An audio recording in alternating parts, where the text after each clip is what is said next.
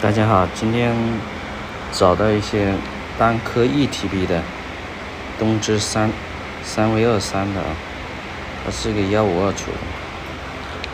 这是一款单颗 1TB 4C1，但是它里面有16颗晶圆啊，有16个晶圆，还是很厚的。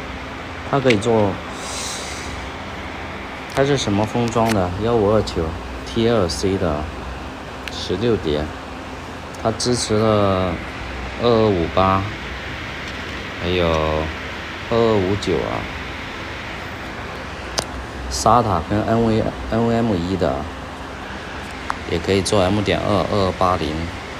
目前这款单颗的芯片可以做双贴2T，也可以做1T啊，相对来说速度稍微慢一点，但是说因为它 TLC 的质量还可以啊。